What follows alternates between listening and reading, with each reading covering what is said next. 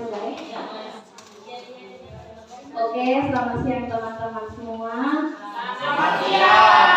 Terima kasih karena sudah bergabung dalam ruangan ini dalam kegiatan diseminasi kami. Nah, pada hari ini saya bersama Ibu Ivon akan melakukan kegiatan aksi nyata diseminasi budaya positif kegiatan guru penggerak angkatan 11. Nah, kegiatan ini akan berlangsung selama 60 menit per orangnya. Jadi kira-kira 2 jam kami membutuhkan bantuan Bapak Ibu guru semua. Sebelum kita mulai kegiatan kita awali dengan doa. Doa ini akan dipimpin oleh Ibu Lince.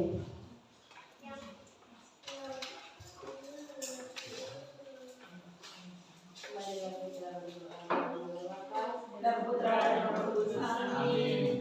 Selamat siang Bapak, Putra, Kudus, Bapak, Putra dan Roh Kudus. Ya Tuhan, terima kasih karena Engkau masih memberikan kami nafas kehidupan sehingga kami semua masih dapat berkumpul kembali pada bulan ini dengan keadaan sehat walafiat. Ya Tuhan, sebentar lagi kami akan mulai dengan kegiatan ini sehingga teman-teman kami yang pada hari ini mengikuti kegiatan supaya bisa berjalan dengan rencana Tuhan. Namamu kami puji hingga sepanjang segala masa. Amin. Dalam nama Bapa Dan putra dan roh kudus. Amin. Terima kasih kepada Ibu Lince yang sudah memimpin kita dalam doa. Nah, kita langsung mulai saja pada kegiatannya, yaitu kegiatan aksi nyata diseminasi budaya positif di SMA Negeri Bola, Kabupaten Melaka.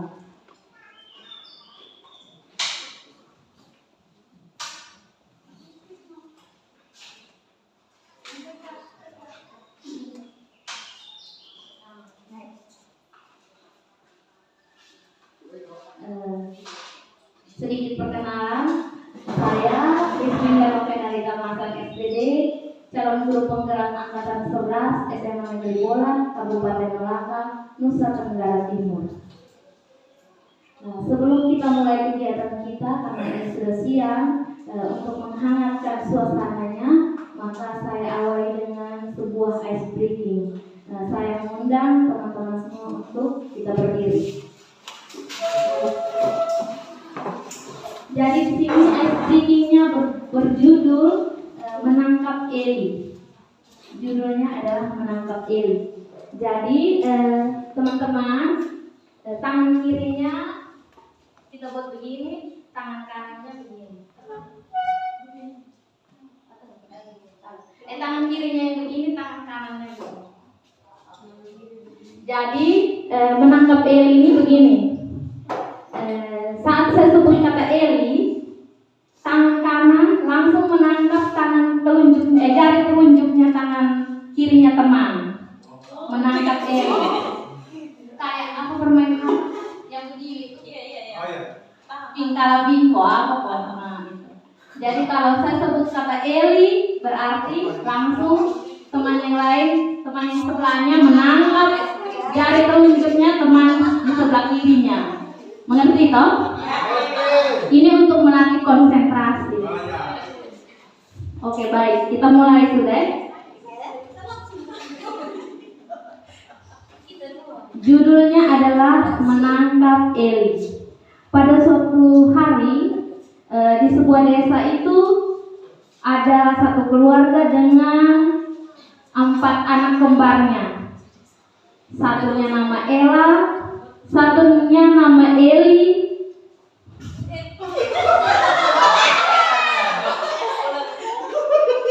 satunya nama Elu, dan satunya nama Elo. Tiba saatnya keempat anak ini akan bersekolah. Setibanya di sekolah, temannya Ella memanggil Eli, Eli.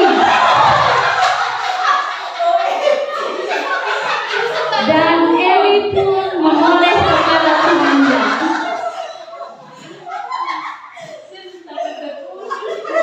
Ada yang tidak tangkap toh? Berarti dia belum konsentrasi. Kita tepuk tangan untuk itu. Jadi jangan dengar ilustrasi yang saya omongin. Tapi Terima kasih semuanya, selamat sore.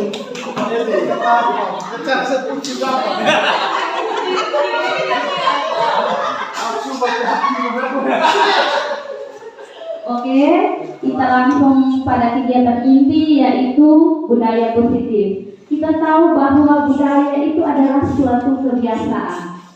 Nah, kalau kebiasaan itu kita buat ulang-ulang, dia akan menjadi suatu budaya. Nah, di sekolah pun kita akan namakan dia budaya positif. Misalnya, kita wajibkan siswa untuk menyapa, memberi salam, memberi kata maaf.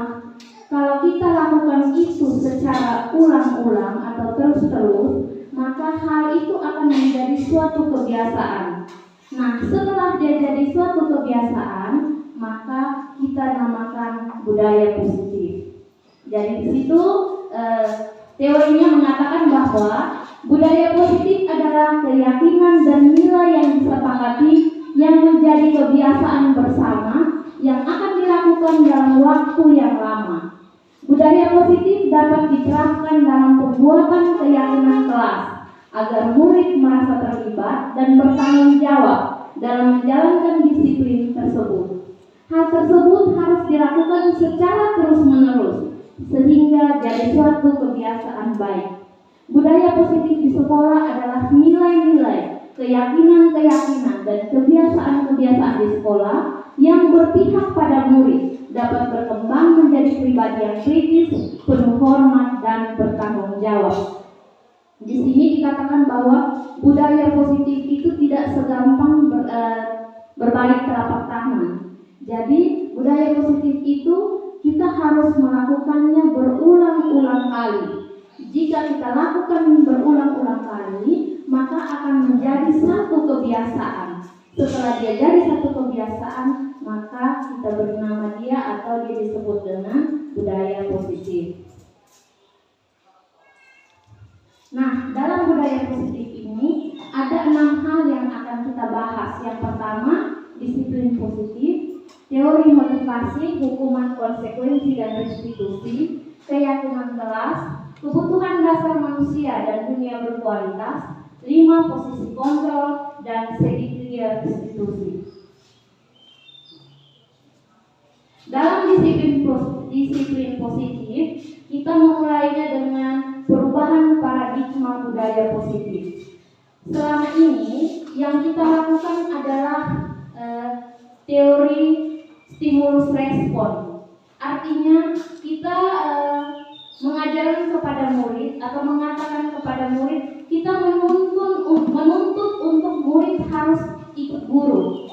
Kita bilang anak harus datang ke sekolah tepat waktu. Tetapi itu kita hanya memberikan stimulus saja kepada anak tersebut. Di sini dalam perubahan paradigma, dia mengatakan bahwa segala sesuatu itu dilakukan dengan kontrol dari diri sendiri. Jadi kita dalam budaya positif kita harus merubah pemikiran kita bahwa yang kita lakukan itu adalah stimulus respon, harus berubah menjadi teori kontrol. Di sini ada satu kegiatan pemantik namanya cobalah buka. Jadi mungkin kita langsung lakukan ya. Satu, kita menganggap bahwa sesuatu di tangan kita adalah berharga. Kita menggenggamnya sekuat. Jadi kita main satu kegiatan ini namanya cobalah buka. Satu bertindak sebagai si A dan satu bertindak sebagai si B. Si B ini di telapak tangannya dia menggenggam sesuatu yang berharga menurut dia, yang dia tidak boleh berikan kepada orang lain. Sedangkan si B berperan sebagai dia membujuk, merayu, memarahi, sampai bahkan memukul si A untuk meminta sesuatu dalam genggaman tangan si A tersebut. Coba kita lakukan bersama ya. Misalnya ibu Antia ada pegang permen nih. permen ini dia tidak mau kasih untuk orang lain. Menurut dia itu sesuatu yang berharga, dia tidak boleh kasih orang lain. Terus Ibu Yuni membujuk, merayu, meminta dengan paksa bahwa Ibu Ansila harus kasih ini permen untuk dia. Coba, atau kita langsung di depan, oh, biar semua langsung lihat. Ayo silakan.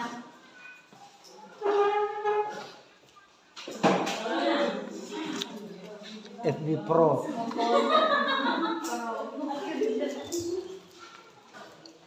Ibu Yuni rayu Ibu Ansila toh minta ini permen. Tidak, ini sangat berharga buat saya. Jadi saya tidak mau kasih begitu. Pokoknya saya harus makan itu permen. Tidak bisa. Ini barangnya sangat berharga untuk saya. Jadi saya tidak akan memberikan kepada ibu. Kalau ibu tidak memberikan kepada saya, maka saya harus minta secara paksa. Walaupun ibu paksa saya tidak akan memberikannya kepada ibu juga. Karena ini sangat penting buat saya, sangat berharga buat saya. Jadi saya tidak akan memberikannya kepada ibu. Ibu Yuni menangis mungkin.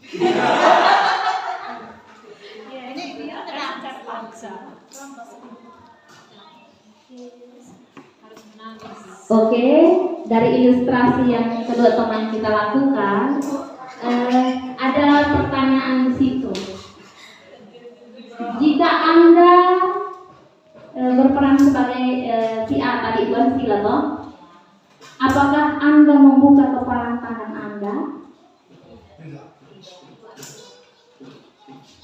Tidak, karena yang saya menganggap bahwa itu barang sangat berharga buat saya. Jadi saya tidak akan memberikan kepada Ibu Yuni. Baik, tadi kita lihat bersama bahwa Ibu Ansila tetap mempertahankan. Dia tidak memberikan sesuatu itu kepada Ibu Yuni. Biarpun Ibu Yuni memintanya secara terpaksa.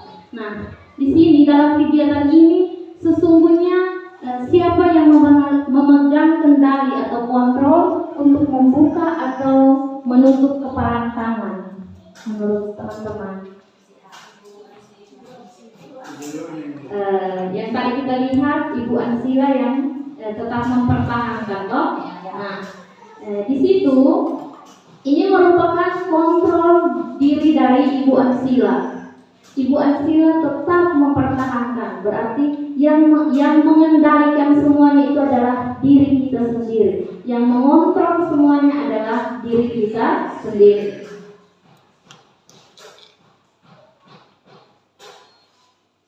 Yang berikut dari kegiatan itu miskonsepsi tentang teori kontrol. Menurut paparan Dr. William Glasser dalam kontrol teori mengatakan ada 4 hal. Yang pertama, ilusi guru mengontrol murid. Yang kedua, ilusi bahwa semua penguatan positif efektif dan bermanfaat. Yang ketiga, ilusi bahwa kritik dan membuat orang merasa bersalah dapat menguatkan karakter. Dan yang keempat, ilusi bahwa orang dewasa memiliki hak untuk memaksa. Ilusi ini kita sebagai guru sudah kita lakukan. Yang pertama, ilusi guru mengontrol murid. Pada dasarnya kita tidak dapat memaksa murid untuk berbuat sesuatu jika murid tersebut memilih untuk tidak melakukannya. Walaupun tampaknya kita sedang mengontrol perilaku murid tersebut. Hal ini karena murid tersebut sedang mengizinkan dirinya dikontrol. Saat itu, bentuk kontrol guru menjadi kebutuhan dasar yang dipilih murid tersebut. Teori kontrol menyatakan bahwa semua perilaku memiliki tujuan, bahkan terhadap perilaku yang disukai.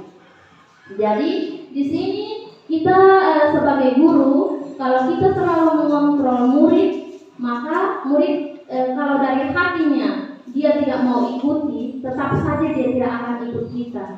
Misalnya kita bilang Kau harus bersikap sopan santun. Harus. Tapi dia tetap tidak melakukannya. Berarti dalam dirinya dia tidak mau melakukan. Dia yang mengendalikan kontrolnya. Yang berikut, ilusi bahwa semua penguatan positif, efektif, dan bermanfaat. Penguatan positif atau bujukan adalah salah satu bentuk kontrol. Segala usaha untuk mempengaruhi murid agar mengulangi suatu perilaku tertentu adalah usaha untuk mengontrol murid tersebut. Dalam jangka waktu tertentu, kemungkinan murid tersebut akan menyadarinya dan mencoba untuk menolak bujukan kita. Atau bisa jadi murid tersebut menjadi tergantung pada pendapat sang guru untuk berusaha. Jadi kalau kita tetap membujuk dia atau kita tetap mengajak dia untuk berbuat sesuatu, kadang dia akan menolak, kadang dia ikuti. Jadi dia menganggap bahwa dirinya itu hanya dikontrol guru. Jadi kalau guru tidak kontrol lagi, maka dia akan kembali ke sifat aslinya. Yang berikut, ilusi bahwa kritik dan membuat orang merasa bersalah dapat menguatkan karakter. Menggunakan kritik dan rasa bersalah untuk mengontrol murid menuju pada identitas gagal. Mereka belajar untuk merasa buruk tentang diri mereka. Mereka mengembangkan dialog diri yang negatif. Kadang-kala sulit bagi guru untuk mengidentifikasi bahwa mereka melakukan perilaku ini. Karena seringkali guru cukup menggunakan suara halus untuk menyampaikan pesan negatif.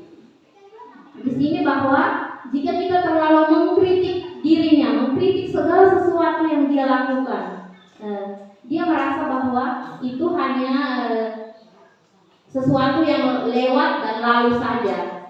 Dia akan mengulang kembali kepada dirinya, karena segala sesuatu itu dikontrol oleh dirinya. Yang berikut, ilusi bahwa orang dewasa memiliki hak untuk memaksa. Banyak orang dewasa yang percaya bahwa mereka memiliki tanggung jawab untuk membuat murid-murid berbuat hal-hal tertentu. Apapun yang dilakukan dapat diterima selama ada sebuah kemajuan berdasarkan sebuah pengukuran kinerja. Pada saat itu pula, orang dewasa akan menyadari bahwa perilaku memaksa tidak akan efektif untuk jangka waktu panjang dan sebuah hubungan permusuhan akan terbentuk. Di sini kalau kita terlalu paksa dia ikut. Kita balik belakang, dia buat lagi. Begitupun kita punya anak di rumah. Kalau kita paksa dia buat habis, besok dia lupa lagi. Karena jangka waktunya sangat panjang untuk jadi efektif. Di sini mengubah paradigma stimulus respon ke pendekatan teori. Jadi stimulus respon itu bilang begini toh, realita atau kebutuhan kita sama, itu menurut stimulus respon. Ternyata teori kontrol itu bilang realita atau kebutuhan kita berbeda. Kita bilang kita sama dengan orang lain, ternyata orang lain bilang saya tidak sama dengan kamu. Begitupun yang kedua, semua orang melihat hal yang sama. Teori kontrol bilang setiap orang memiliki gambaran yang berbeda. Kita mencoba mengubah orang agar berpandangan sama dengan kita. Itu stimulus respon. Teori kontrol, kita berusaha memahami pandangan orang lain tentang dunia. Perilaku buruk dilakukan sebagai suatu kesalahan. Semua perilaku memiliki tujuan. Jadi sesuatu itu dia buat sesuai karena tujuannya. Orang lain bisa mengontrol saya. Teori kontrol bilang hanya Anda yang bisa mengontrol diri Anda. Saya bisa mengontrol orang lain. Saya beranggap bahwa saya bisa kontrol dia. Padahal menurut teori kontrol bilang Anda tidak bisa mengontrol orang lain. Pemaksaan ada pada saat bujukan gagal. Kolaborasi dan konsentrasi menciptakan pilihan-pilihan baru. Model berpikir memang menang atau kalah. Model berpikir menang. Jadi untuk budaya positif ini Kalau boleh kita mengubah pemikiran stimulus respon menjadi pemikiran teori kontrol. Jadi kita jangan pernah memaksa orang. Kita harus berbuat sesuatu itu secara sabar, perlahan, karena waktunya sangat panjang untuk mengubah orang lain. Lalu jadi ada pertanyaan. Lalu siapakah pemegang kontrol sesungguhnya? Tadi kita suka semua toh? Jadi kita punya diri kita sendirilah yang bisa mengontrol diri kita sendiri. Kita lanjut.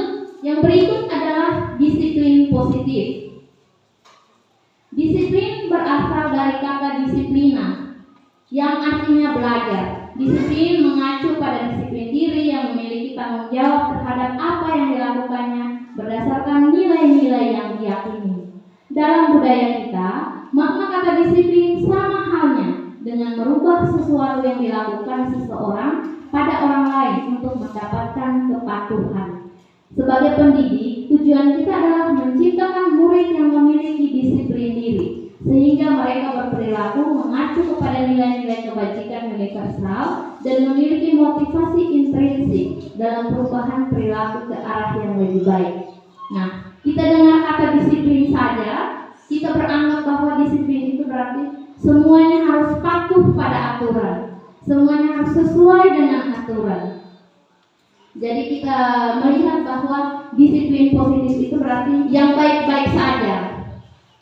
Yang dia ikut aturan berarti dia disiplin.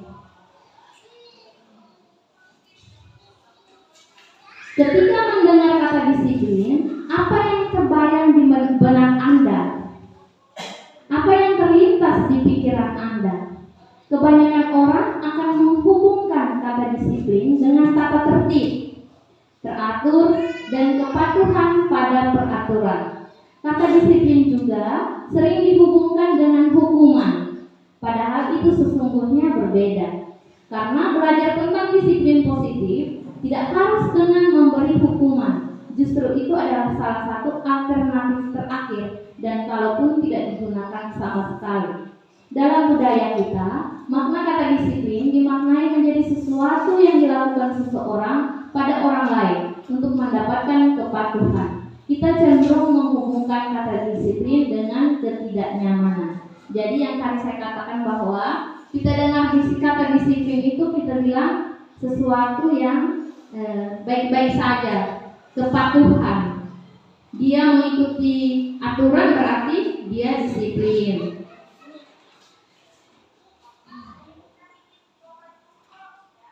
Yang berikut teori motivasi.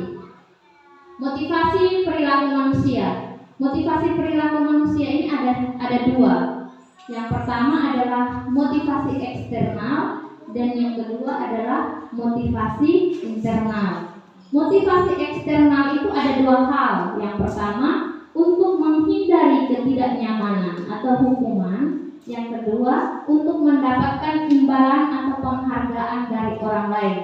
Jadi untuk motivasi eksternal ini dia bilang dia buat sesuatu, misalnya anak sekolahnya dia kerja PR karena dia takut jangan sampai gurunya nanti marah, atau dia kerja PR tujuannya supaya dia mendapat nilai yang bagus, dia dapat pujian dari guru, dia dapat pujian dari teman-teman. Itu namanya motivasi eksternal.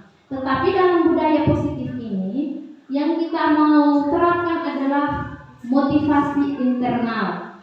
Untuk menjadi orang yang mereka inginkan dan menghargai diri sendiri dengan nilai-nilai yang mereka percaya. Artinya, dia buat itu berarti timbul dari dalam dirinya. Dia mau berubah mungkin, dia mau pintar mungkin. Nah, itu yang namanya motivasi intrinsik. Di sini ada teorinya.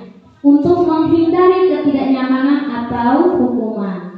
Ini adalah tingkat terendah dari motivasi perilaku manusia. Biasanya, orang yang motivasi perilakunya untuk menghindari hukuman atau ketidaknyamanan akan bertanya, apa yang akan terjadi jika saya tidak melakukannya? Jadi kita lihat saja. Kalau ada orang yang dia mau buat itu tapi dia tanya dulu, saya buat itu untuk apa? Berarti itu motivasi eksternal. Berarti dia mau buat sesuatu karena dia takut hukumannya. Mungkin dia datang pagi, dia datang ke sekolah pagi. Mungkin karena jangan sampai nanti bapak kepala marah ya. Berarti itu motivasi eksternal.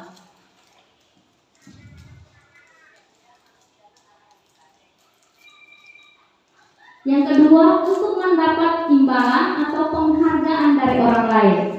Satu tingkat di atas motivasi yang pertama. Di sini, orang berperilaku untuk mendapatkan imbalan atau penghargaan dari orang lain. Orang dengan motivasi ini akan bertanya, apa yang akan saya dapatkan jika saya melakukannya? Mereka melakukan sebuah tindakan untuk mendapatkan pujian dari orang lain yang menurut mereka penting dan mereka letakkan dalam dunia berkualitas mereka.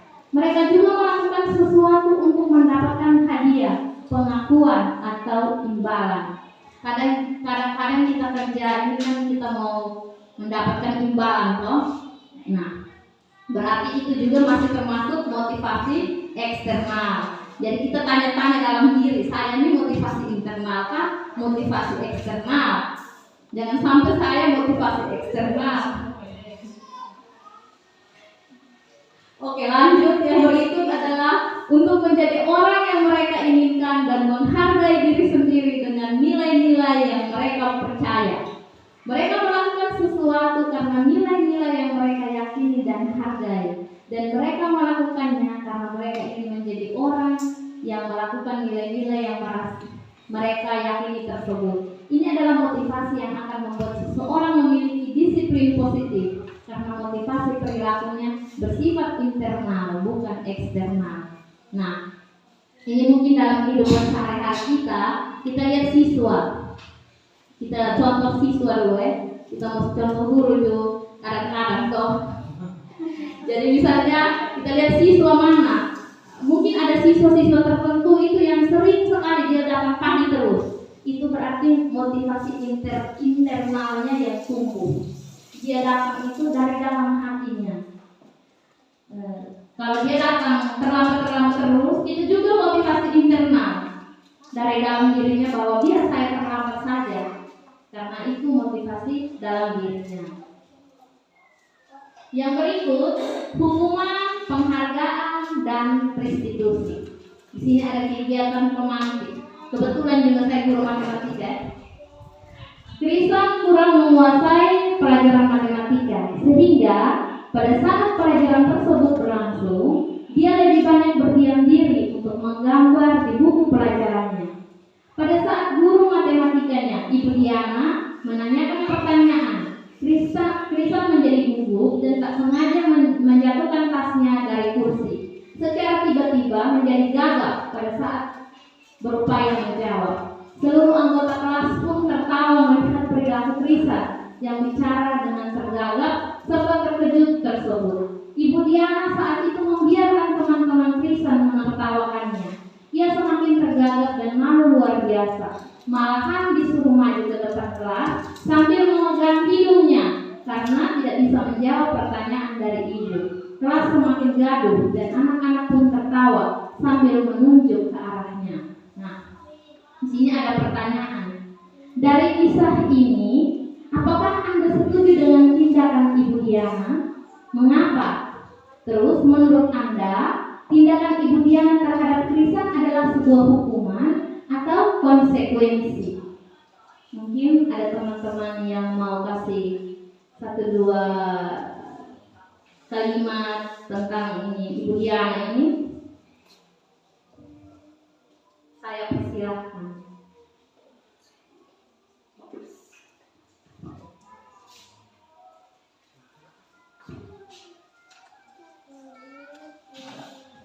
Mungkin Opa pilih. Ibu silakan. Oke, terima kasih. Dari kisah Kristen yang mendapatkan perlakuan dari Ibu Diana, menurut saya tidak setuju dengan tindakan Ibu Diana. Karena apa? Karena Diana langsung memberikan hukuman kepada Tristan yang membuatnya akan menjadi malu. Kalau dia sudah malu, maka rasa percaya dirinya itu akan berkurang. Terima kasih. Oke, terima kasih untuk Ibu Ivon yang telah memberikan tanggapan tentang Ibu Diana, tindakan Ibu Diana ini. Mungkin ada teman yang lain?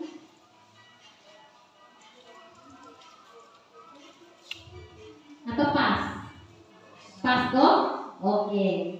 Nah, jadi dari kegiatan atau dari simulasi ini, ilustrasi ini, kita lihat bahwa Ibu Diana langsung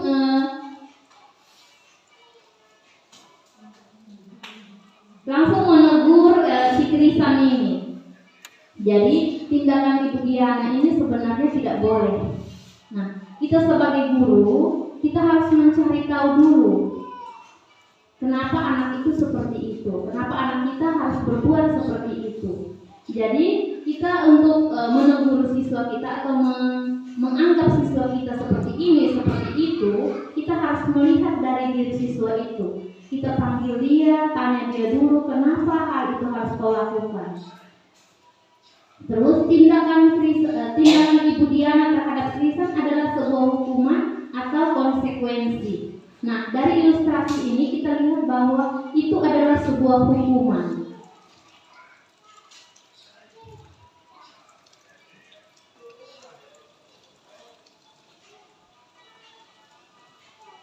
Di sini dikatakan bahwa dalam menjalankan peraturan atau keyakinan kelas, jika ada suatu pelanggaran, tentunya sesuatu harus terjadi. Untuk itu, kita perlu meninjau ulang tindakan penegakan peraturan atau keyakinan kelas.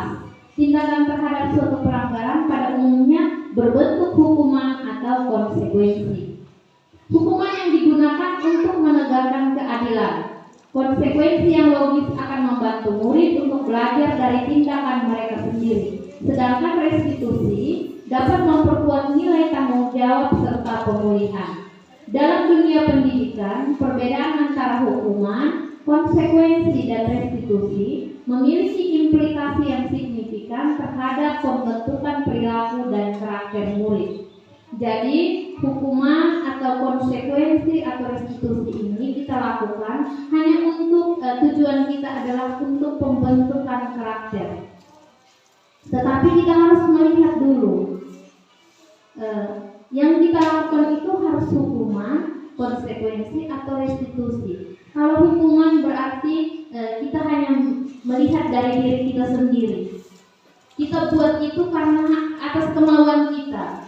Sedangkan kalau konsekuensi, kita berbuat ada kesepakatan, tetapi tetap menyakitkan anak-anak.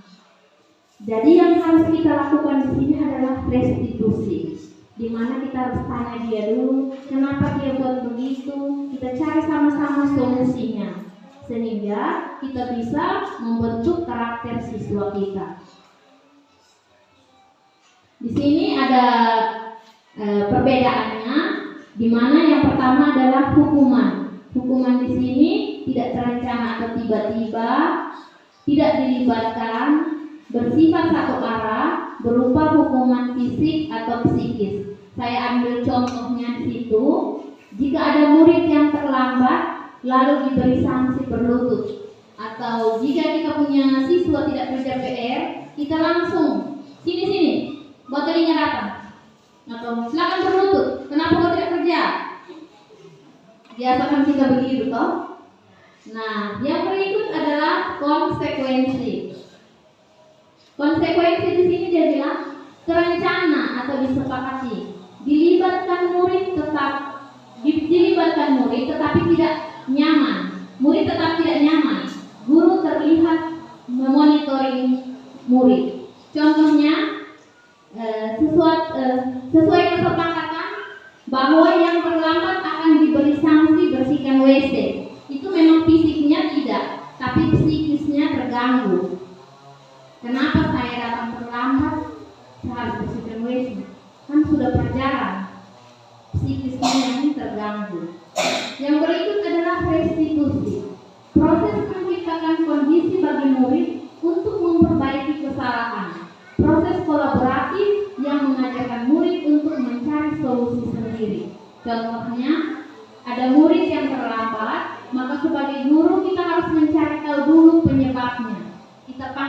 dia, kita tanya dulu, anak kenapa kau terlambat? Jangan sampai dia masih bantu orang tuanya, atau jangan sampai dia terlambat bangun, atau tugasnya setiap pagi harus ini, harus itu. Jadi setelah kita tahu alasannya atau penyebabnya, maka kita sama-sama cari solusi. Mungkin solusinya kalau boleh malam tidur jangan telat-telat, supaya besok pagi bangun jangan terlambat, supaya cepat-cepat datang ke sekolah. Itu adalah restitusi. Yang berikut, keyakinan kelas. Untuk terbentuknya budaya positif, pertama-tama perlu diciptakan dan disepakati keyakinan atau prinsip-prinsip dasar bersama di antara para warga kelas. Keyakinan adalah nilai-nilai kebajikan atau prinsip-prinsip universal yang disepakati bersama secara universal, lepas dari latar belakang suku, negara, bahasa maupun agama. Menurut Gosen tahun 98 mengatakan bahwa suatu keyakinan akan lebih memotivasi seseorang dari dalam atau memotivasi secara intrinsik. Jadi kita buat suatu kesepakatan kelas itu bersama dengan, atau keyakinan kelas ini bersama dengan anak-anak kita.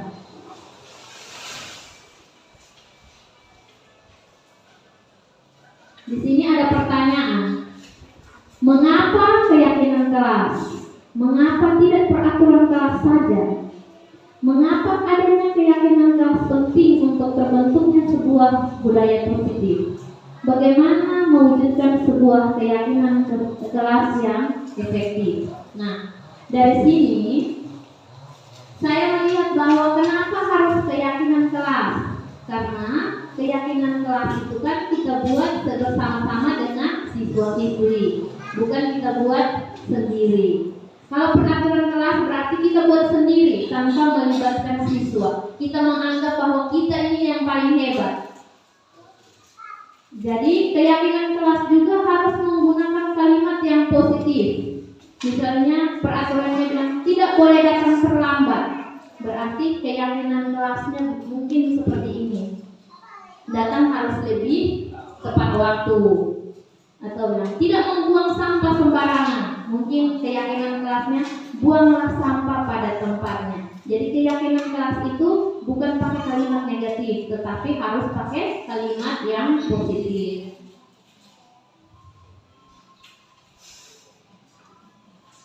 Suatu keyakinan akan lebih memotivasi seseorang dari dalam atau memotivasi secara intrinsik. Seseorang akan lebih tergerak dan bersemangat untuk menjalankan keyakinannya daripada hanya sekedar mengikuti serangkaian peraturan. Dalam pembentukan keyakinan kelas ada hal-hal yang akan kita lihat bersama. Yang pertama, keyakinan kelas bersifat lebih abstrak daripada peraturan yang lebih rinci dan konkret. Keyakinan kelas berupa pernyataan-pernyataan universal. Pernyataan-pernyataan keyakinan kelas senantiasa dibuat dalam bentuk positif. Keyakinan kelas hendaknya tidak terlalu banyak, sehingga mudah diingat dan dipahami oleh semua warga kelas. Keyakinan kelas sebaiknya sesuatu yang dapat diterapkan di lingkungan tersebut. Semua warga kelas hendaknya ikut berkontribusi dalam pembuatannya. Keyakinan kelas lewat kegiatan curah pendapat, bersedia meninjau kembali keyakinan kelas dari waktu ke waktu. Jadi kalau sudah buat keyakinan kelas, bukan paten itu sampai 3 tahun dia tamat, tapi kita harus merevisi sesuai dengan keadaan. Ini contoh saja keyakinan kelas matematika di kelas 11A. Ini saya bersama dengan murid-murid kelas 11A membuat keyakinan kelas untuk pelajaran saya, yaitu pelajaran matematika. Yang pertama adalah saling menghormati dan menghargai. Yang kedua, jagalah kebersihan dan kerapian. Yang ketiga, berdoa sebelum dan sesudah pelajaran. Yang keempat, gunakan handphone saat diizinkan guru. Yang kelima, disiplin waktu dalam mengikuti pelajaran dan juga saat mengumpulkan tugas. Yang berikut, tetap jaga ketenangan saat pembelajaran. Nah, setelah saya lakukan keyakinan kelas ini bersama dengan para siswa, saya melihat ada perubahan di mana siswa-siswa itu tidak seperti dulu yang hanya aturan kelas. Misalnya saya bilang tidak boleh beribut, saya omong habis, dia buat lagi beributnya. Tidak boleh mengganggu teman, dia tetap mengganggu teman. Tetapi setelah kami membuat keyakinan kelas ini, saya lihat misalnya ada yang pegang HP, saya langsung bilang, tadi kita sudah buat keyakinan kelas kok, keyakinan kelas bilang bagaimana? Langsung dengan sopannya dia simpan dengan HP diam-diam. Jadi keyakinan kelas ini sangat penting kita lakukan dalam pembelajaran. Jika kita buat terus, maka siswa pasti dengan sendirinya perlahan-lahan akan berubah. Saya lihat sudah pada jenuh mengantuk, kita explain dulu, silakan berdiri.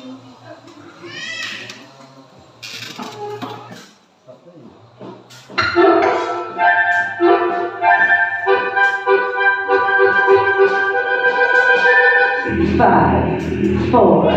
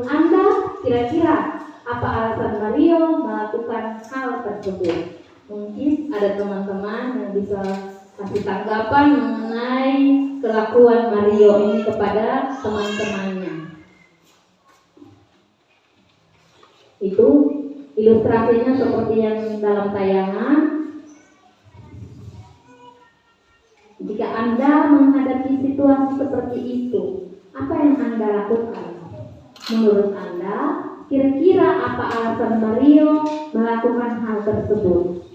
Mario ini rampas dia punya teman-teman pembekal. Terus dia punya teman-teman ini lapor kepada Ibu Diana. Nah, kalau teman-teman sebagai Ibu Diana, apa yang akan teman-teman lakukan? Terus menurut teman-teman, kelakuan apa alasannya Mario ini melakukan hal tersebut? Mungkin siapa? Mbak Iren?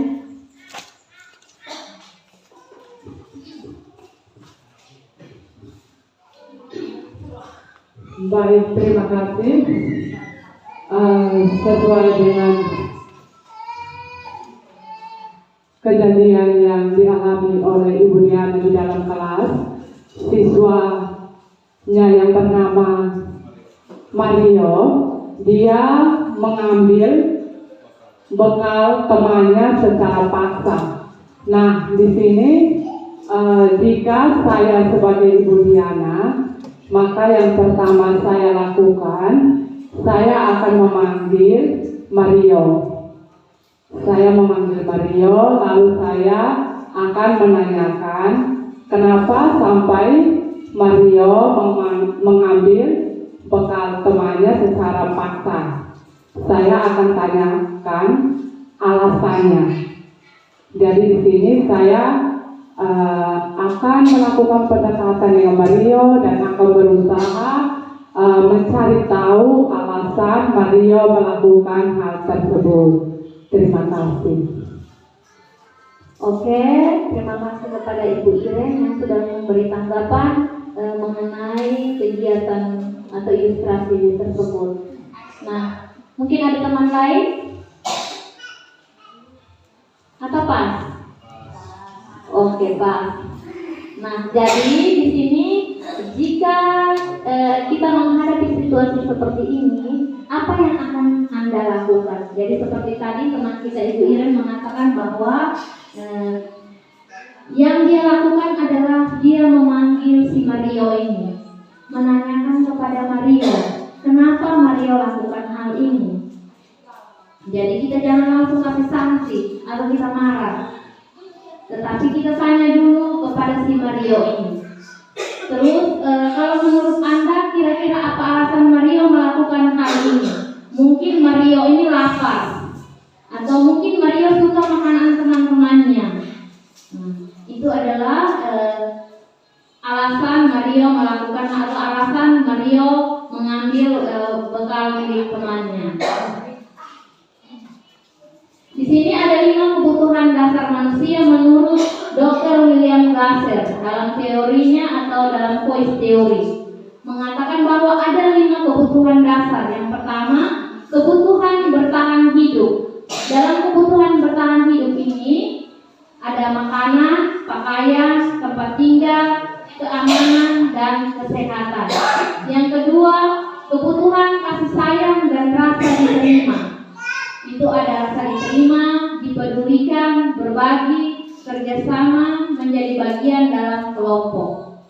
Yang berikut adalah kebutuhan akan kekuasaan, harga diri, keinginan untuk dianggap, memimpin, berprestasi, diakui, dan didengar. Yang keempat adalah kebutuhan dasar akan kebebasan, mandiri, memiliki pilihan, mencoba hal baru, mampu mengendalikan arah dirinya. Dan yang kelima adalah kebutuhan dasar akan kesenangan, bermain, humor, antusiasme, dan tertawa. Jadi yang kita hadapi dalam kelas, mungkin ada anak-anak kita yang sering ganggu temannya.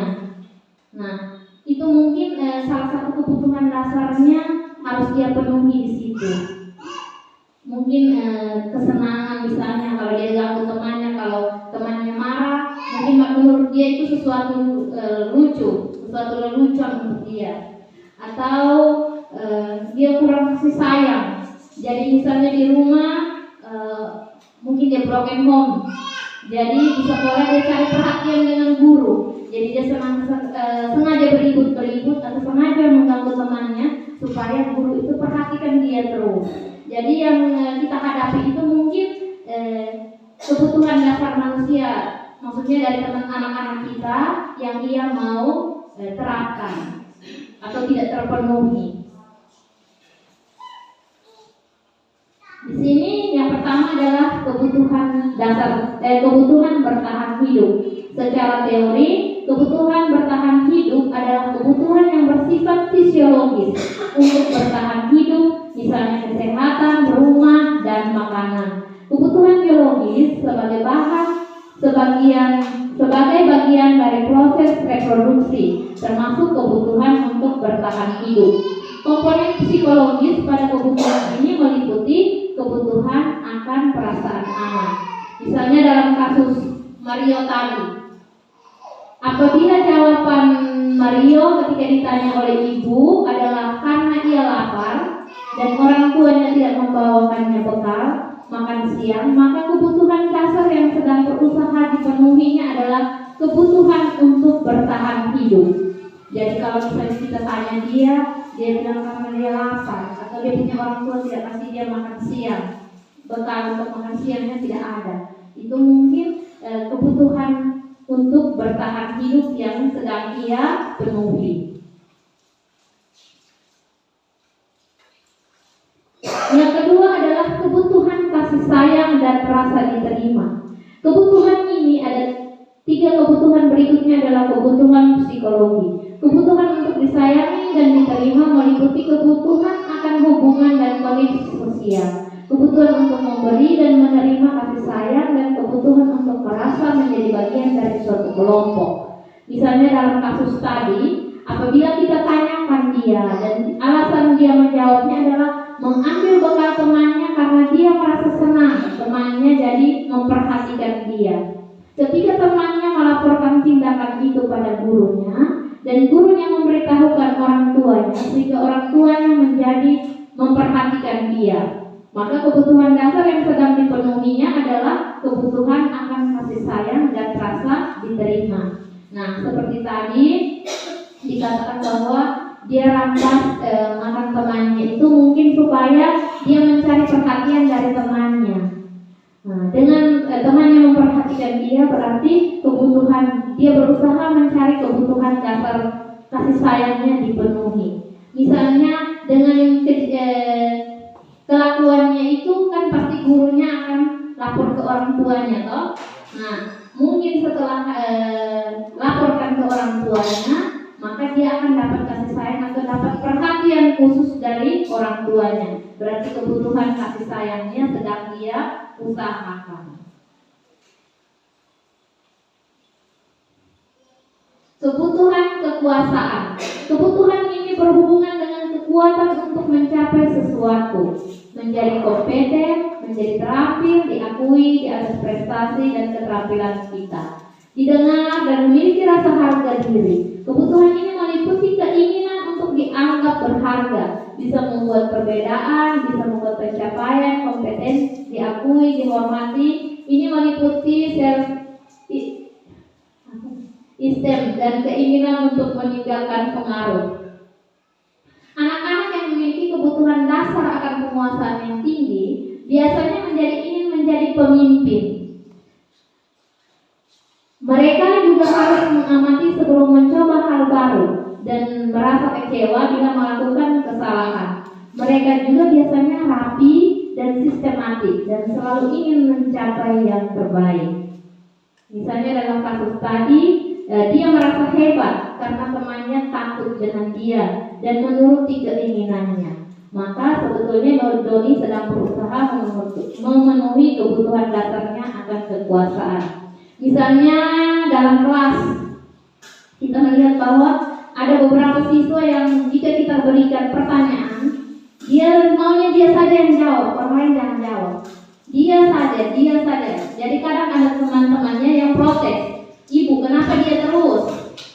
Nah itu di situ dia sedang berusaha untuk kebutuhan penguasaannya ia penuhi di situ.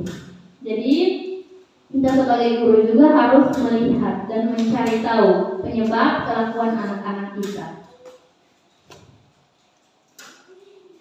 Berikut adalah kebutuhan kebebasan.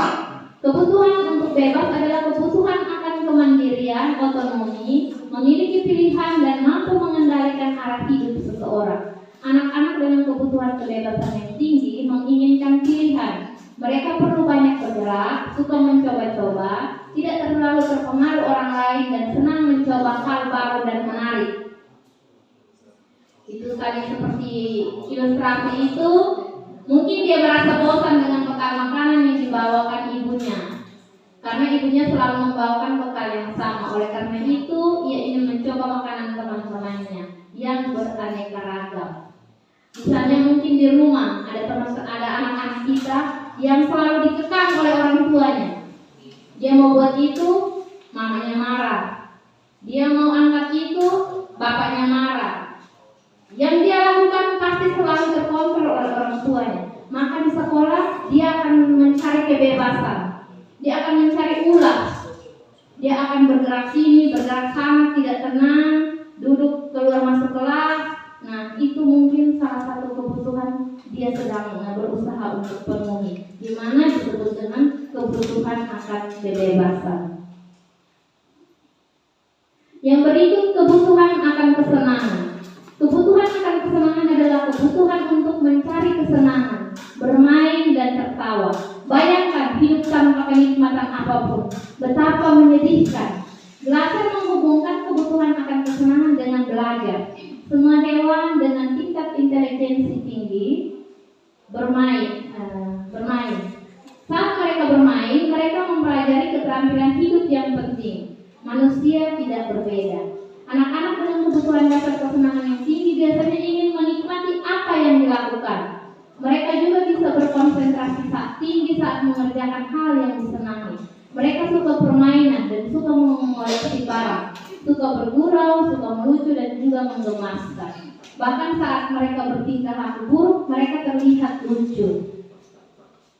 Misalnya tadi dalam kasus Mario tadi, mungkin dia lakukan itu hanya iseng saja, dan dia menikmati ekspresi wajah teman-temannya yang kesal karena diambil makanannya. Menurutnya, ekspresi teman-temannya itu lucu, maka berarti Doni sedang berusaha memenuhi kebutuhan akan kesenangan. Jadi dia melihat teman-temannya itu marahkah, ketawakah, apa. Jadi menurut dia itu lucu. Yang dia buat itu adalah suatu lelucon. Di situ dia sedang berusaha penuhi kebutuhan akan kesenangannya. Yang berikut 5 posisi kontrol guru. Ada 5 posisi kontrol guru. Yang pertama sebagai penghukum, yang kedua sebagai pembuat merasa bersalah, yang ketiga sebagai teman, yang keempat sebagai pemantau, dan yang kelima sebagai manajer. Contoh kasus di atas, ada murid tidak memakai atribut lengkap saat upacara bendera. Jadi kita sebagai guru ini ada 5 posisi kontrol kita. Di mana yang pertama kita lihat satu-satu, yaitu sebagai penghukum. Jadi kalau kita lihat murid tidak pakai seragam lengkap nih, kalau dia sebagai penghukum dia bilang lari keliling lapangan yang tidak pakai seragam lengkap, silakan. Nah itu kita masuk dalam penghukum. Yang kedua, pembuat merasa bersalah. Dia bilang, sudah berapa kali diberitahukan, tapi kenapa kamu selalu buat ibu kecewa? Mungkin ibu guru ini sudah kasih ingat terus. Datang itu pakai seragam lengkap, tapi dia ulang lagi. Jadi ibu dengan mukanya yang agak kecewa, dia bilang, kenapa? Ibu sudah bilang ulang-ulang, tapi kok buat terus. Itu berarti dia masuk pada posisi kontrol. Yang kedua adalah pembuat merasa bersalah. Yang ketiga sebagai teman. Dia punya kalimat begini, ayo dong ikuti aturan sekolah. Ya sudah, tidak apa-apa. Lain kali tolong jangan ulangi lagi ya. Misalnya kita di sekolah kita lihat anak-anak yang tidak pakai seragam. Kalau dia sebagai teman, dia bilang, kakak mari dulu. Kenapa kau pakai seragam tidak lengkap lagi? Nanti besok yang pakai seragam begini. Nah itu mungkin sebagai teman, kita mencoba mengakrabkan diri dengan dia. Yang berikut sebagai pemantau. Misalnya Kalau sudah melanggar peraturan sekolah, kamu tahu konsekuensinya apa? Beri atribut upacara dan jangan ulangi lagi. Nah, itu kalau sebagai pemantau. Yang berikut adalah sebagai manajer. Sebagai manajer dia bilang, apa kamu tahu kesalahanmu? Kira-kira bagaimana kamu memperbaiki kesalahanmu? Jadi di sini diharapkan kita sebagai guru harus kita memposisikan diri kita sebagai yang manajer ini. Kita lakukan kalau kita melihat ada siswa-siswa kita yang tidak menggunakan atribut lengkap, kita panggil dia, kita katakan, kita tanya dia, apa kau buat ini salah atau benar? Menurut kamu bagaimana? Jadi kita tanya dulu. Kita jangan langsung lari ke lapangan, berlutut sama, bawa telinga datang, cubit, dan lain sebagainya. Nah, di sini ada satu kasus ya. Seorang murid selalu berbicara saat guru mengajar di kelas, mungkin kerisan ya, ditemu. Sudah ditegur ulang-ulang tetapi tidak pernah dihiraukan. Sekarang kira-kira saya di posisi penghukum, pembuat merasa salah, teman, pemantau atau manajer jika saya hadapi kasus tersebut. Apakah saya sebagai penghukum, pembuat merasa bersalah, teman, pemantau atau manajer? Misalnya kita lihat ini, kita mengajar dia ada beribut nih, pasti kita langsung berlutut sama, kau keluar, kau tidak usah masuk lagi. Biasakan begitu, itu sebagai penghukum. Terus kalau pembuat merasa bersalah, kira-kira bagaimana? Mungkin ada teman-teman yang bisa. Sebagai pembuat merasa bersalah, kira-kira apa yang kita lakukan? Maaf.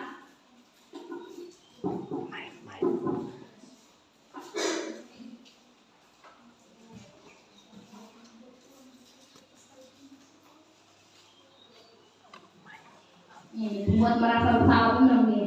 Sudah berapa kali diberitahukan, tapi kenapa kamu selalu buat ibu kecewa?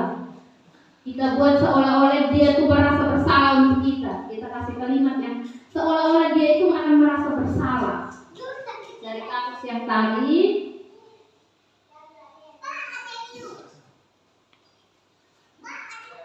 kasusnya ini, kira-kira dia membuat merasa bersalahnya bagaimana?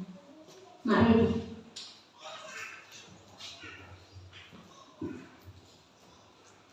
Oke, terima kasih. Dari kasus yang ada, sebagai pembuat merasa bersalah, itu bahasa atau kalimat yang kita ungkapkan untuk si murid itu adalah, kenapa harus kita berulang-ulang terus, padahal ibu sudah sampaikan bahwa kamu tidak boleh berbicara saat pelajaran. Ibu sangat menyesal dengan kondisi ini. Oke, terima kasih. Oke, terima kasih kepada Ibu Rita yang sudah memberikan tanggapannya kalau dia sebagai posisinya sebagai pembuat merasa bersalah. Mungkin seperti yang tadi Ibu Rita katakan bahwa dia akan mengatakan bahwa dia sangat kecewa karena dia sangat menyesal karena sudah ditegur ulang-ulang tetapi masih tetap lakukan. Yang berikut sebagai teman, mungkin kita tegur dia, ayo kakak, tolong duduk, tolong dengar yang ibu bilang atau yang ibu sedang ajarkan ini. Kita mencoba mengakrabkan diri, mencoba masuk ke dalamnya bahwa kita adalah temannya.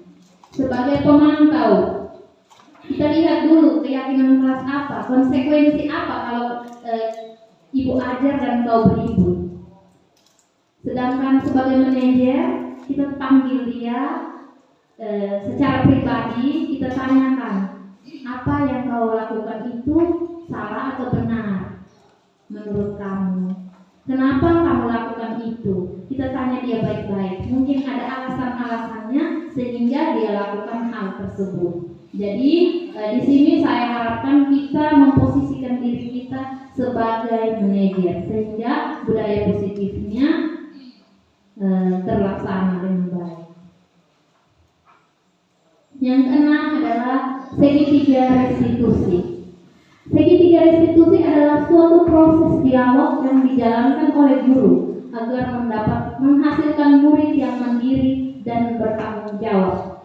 Dalam segitiga restitusi ini ada 3 hal yang akan kita lakukan, yaitu menstabilkan identitas, menanyakan keyakinan, dan validasi tindakan yang salah. Di sini di gambar ini saya sudah lakukan bersama dengan anak-anak. Saya melakukan stimulus bersama dengan siswa-siswa kita. Yang pertama adalah menstabilkan identitas. Dalam menstabilkan identitas ini, yang pertama itu berdasarkan prinsip pembuat kesalahan adalah sebagian dari proses pembelajaran. Menggeser identitas murid dari yang gagal ke sukses. Jangan mengkritik murid yang sedang mengalami identitas gagal. Jadi dalam identitas gagal ini pertanyaan-pertanyaan yang harus kita berikan kepada siswa yaitu membuat kesalahan itu sesuatu yang wajar, atau manusia tidak ada yang sempurna, atau kita bisa memperbaiki masalah ini. Saya tidak menanyakan kesalahannya, tetapi fokus memperbaiki masalah ini. Atau apakah saat ini kamu tengah menjadi orang yang baik untuk dirimu sendiri? Yang berikut, validasi tindakan yang salah. Dalam validasi tindakan yang salah ini, yang pertama berdasarkan prinsip.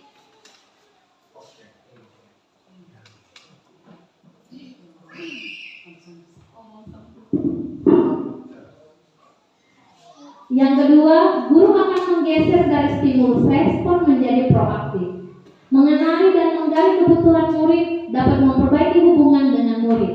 Pertanyaan-pertanyaan disampaikan dengan nada suara yang tidak menghakimi atau memojok. Contohnya, kamu bisa saja bertindak lebih gegabah lagi dari ini.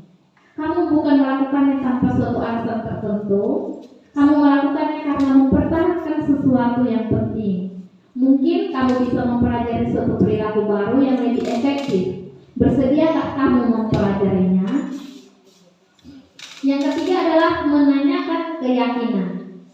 Yang pertama, termotivasi intrinsik. Yang kedua, saat perilaku tervalidasi dan identitas telah stabil, maka murid tetap setelah siap mengaitkan keyakinan dengan tindakan yang salah.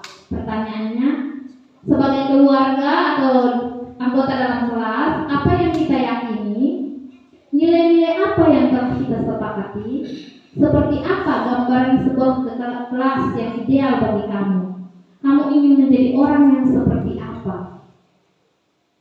Nah, di sini saya akan menayangkan video saya memberi simulasi menggunakan segitiga restitusi.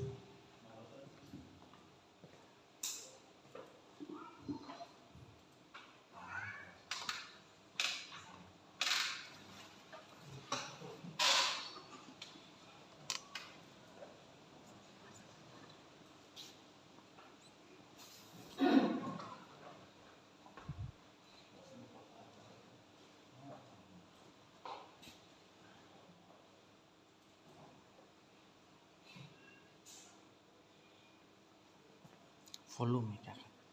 Warna biru tuh kan. Volume ini warna biru tuh naik setengah. Ya.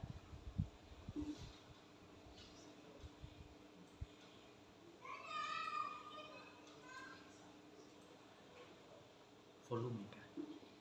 Volume di laptop. Di naik. Ibu, kemarin waktu referensi salam duduk. Kamu tahu tidak Ibu panggil ke sini? Tahu Ibu. Kemarin waktu ngetik yang selesai saya ada teman yang ngetik. Coba kamu ceritakan kronologi kejadiannya itu bagaimana? Begini Ibu, waktu itu saya tulis sebuah matematika di kertas kecil. Terus saya bawa ke dalam ruang ujian. Terus saat ujian saya kedapatan dinyontek oleh guru pemalas. Oh begitu. Ibu yakin tidak semua siswa itu sempurna. Nah, tapi ibu senang karena kamu sudah mengakui kesalahan yang telah kamu lakukan. Ya Bu, saya minta maaf. Nah, lalu kenapa kamu sampai menyontek?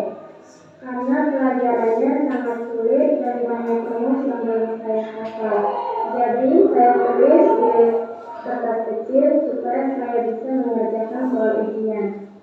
Menurut kakak, tindakan yang kakak lakukan itu benar atau tidak? Salah Bu, saya melanggar keyakinan saya, yaitu kejujuran. Untuk kedepannya, apa yang akan kamu lakukan saat akan menghadapi ujian? Saya akan terus belajar dengan giat Bu, dan banyak bertanya kepada guru mata pelajaran jika saya belum paham tentang materi pembelajaran. Oh, bagus sekali. Pasti Bapak Ibu guru juga akan dengan senang hati membantu kalian. Nah, nanti untuk kedepannya, tolong sebelum ujian itu belajar ya. Terima kasih Bu. Terima kasih. Selamat siang. Referensi, selamat. Oke, baik, itu adalah simulasi saya menerapkan segitiga restitusi bersama dengan siswa. Nah, saya melihat bahwa jika siswa-siswa kita membuat kesalahan, langsung kita secara langsung menegur dia, pasti dia tidak akan jujur untuk menyampaikan alasan kenapa dia berbuat seperti itu. Tetapi jika kita menerapkan segitiga restitusi ini, dia akan sadar dan dia akan jujur untuk menyampaikan alasan mengapa dia melakukan hal tersebut.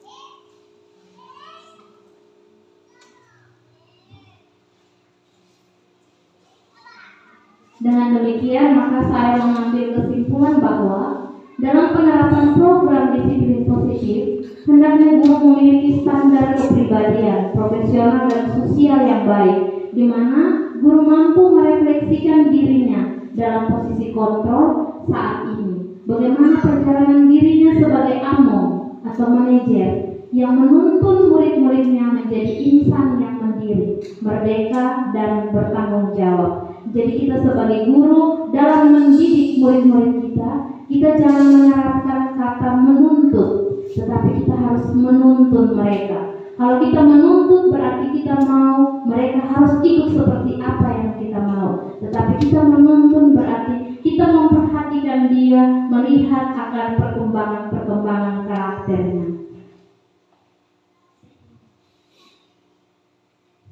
Sekian dan terima kasih. Salam guru penggerak. Terima kasih. Selamat pagi, perkenalkan nama saya Ibu Maria Margareta Efimia Ngongo. Saya biasa disapa dengan Ibu Yemi. Di sini saya akan memberikan umpan balik terkait kegiatan diseminasi budaya positif yang dibawakan oleh Ibu Kriswinda Novenarita Masan, calon guru penggerak dari SMA Negeri Bolan. Saya sangat senang karena bisa memahami tentang disiplin positif, pembuatan keyakinan kelas, dan penerapan segitiga restitusi untuk dapat menciptakan budaya positif di sekolah. Terima kasih, salam perubahan.